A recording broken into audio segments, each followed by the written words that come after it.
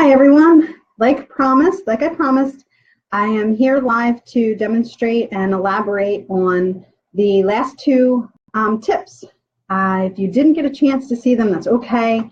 It's no big deal because I will explain it to you. So we'll just take a look and at some of the activities, the two activities that I talked about in the tips. One is a game like Jenga, and another is a wheel type game. And these tools can be used to help your child or children organize chores, homework, what they have to do after school. And then also we can maybe communicate with them better. I know it's always tough when we ask our kids, hey, how was your day? What happened at school today? And we usually get the same answer, it was boring. Nothing happened, same thing, just no real answer. A lot of times our kids just really don't understand why we're asking the question, or maybe they're just so overwhelmed from the day, so much information, they don't know what part to share, if they should share any. So we're dealing with a lot of things there, but I do have a tool for us to be able to maybe get some answers from them. Okay, so the first game is like Jenga. It's actually not Jenga. It is called kiddo for kids, and I found this on Amazon, and it's a color-coded Jenga, and I love color coding because it's an easy way to organize just about anything. So kids today, they seem to love Jenga. They know how to play. It can be a little bit challenging, but we're going to give them a way to do their tasks and chores around the house. Give them a way to maybe choose, have a little bit of control over it, some choice in it. They may not be doing anything at all. They may be giving us a fight. It could be lasting for minutes, hours, and they're still not doing the work. Well, there are a whole bunch of things that could be going on. Of course, maybe they don't feel confident enough in the chore. Maybe it seems like it's just too much to do, overwhelming. It's going to take them too long to do. So we want to break it down, at least in the beginning, break it down into small pieces or chunks. Of course, we want them to keep the room clean and help out around the house. A lot of kids don't even know why they're helping out. Why should they do somebody else's chores?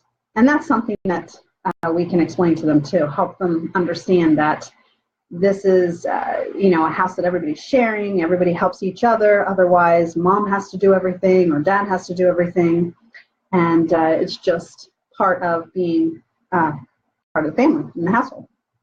So one of the things that we can do is set up some type of list of the different chores or tasks that you would like done throughout the week. On a daily basis, maybe you need one or two things done, and that might be about the limit at first, one or two things, because each of the tasks probably only takes 5 minutes, 10 minutes, and the kids may not be feeling this way. They may feel that it's going to take them hours. So let's ease them into it so they can really get a feel for that sense of time, how long it's really going to take. It wouldn't be so bad. So the first thing is I put a list together, and this will change. This will be different for any household, depending on what you have, depending on your lifestyle. But we have the list of things that our child should do for themselves. And maybe their bedroom is the main focus, their stuff. So they would be asked, okay, I need you to do one of these things each day of the week. And you can pick a color, play the game, pick a color, maybe the thing that you want to do.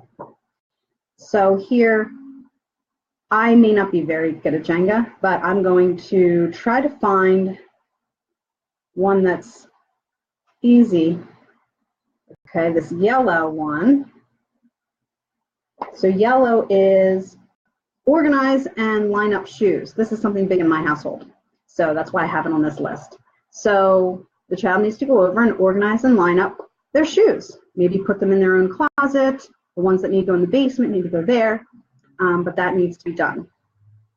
Okay, then The second is, what are you doing for the whole household? The one job. We all do at least one thing during the day to help each other. So that's this list. Maybe sweep the kitchen, empty the dishwasher, load dishwasher, take out the trash, vacuum the family room.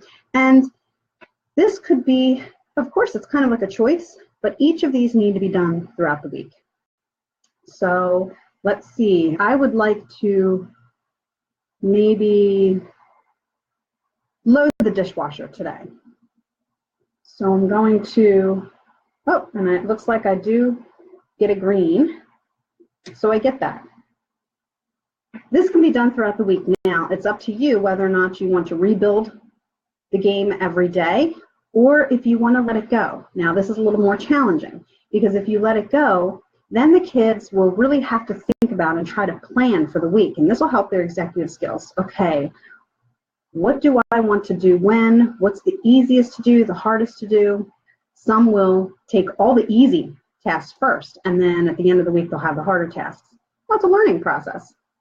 So they will learn, and they have some choice in it. I'm not saying that this is going to be easy. I'm not saying that this is definitely going to work. Hopefully, this will get your imagination flowing, and you can do whatever you want with this. Add, change it, use it for something entirely different that you want in the house. Let's take a look at using the same activity for homework. Now, it's tough sometimes to get the kids to do homework or stay on task and finish their homework. They're frustrated. Maybe they're having trouble, maybe not. Maybe they just don't want to do it. But what I found is when they say they can't or they don't want to, it just seems very overwhelming to them. So maybe their executive skills aren't as strong and they need some help organizing. So we could use the same game and make a list of all the tasks that he or she needs to do after school. Okay, here are some things. Maybe there's math homework most days, reading and language arts, science and social studies. There may be days that they don't have one or two of these, but that's okay. Then I have built in a snack and 2 breaks.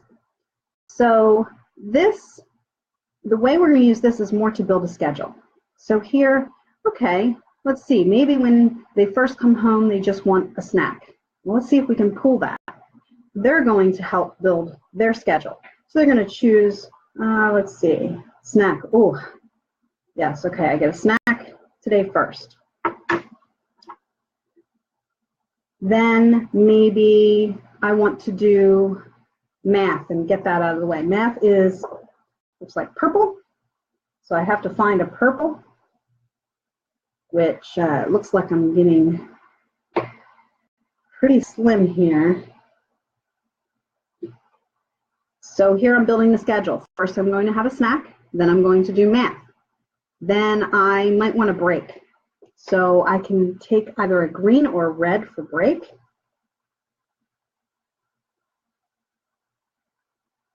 And I'm not doing very well finding green. Okay. Then I'll have a break, and so forth. And then the child then has a little bit of control over their schedule, and they may be more willing to follow it.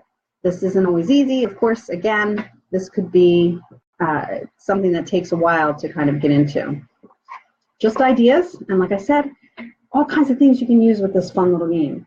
And if you want to, you can rebuild it or leave it go for the whole week and see how they do, but that may take a little time to get to that. Okay, so that's the Jenga-like game that's called Kiddo for Kids on Amazon. The next little activity that I have, or tool, is this wheel. It's a piece of cardboard, round cardboard, and in the middle I have a shoestring, just a plain old shoestring, put a hole in the middle, knots on either end so that we can use both sides. The way this wheel works is you'll hold the wheel, spin it, and your son or daughter uses their thumb to grab an area. Now you can really get it going, grab an area. And for this, I wanted them to take a look and say, okay, let's talk about our day. And a lot of times our kids will just say, it was boring, or nothing happened, it was fine, it was okay. We want a little bit more, and our kids don't really understand why we want a little bit more all the time. They just think we're hounding them, we're asking them, we're nagging them. But yeah, we worry about them, we're concerned about them, so it's a good thing to let them know that. But we just want to make sure they're okay, and we're just wanting to let them know that we care about them.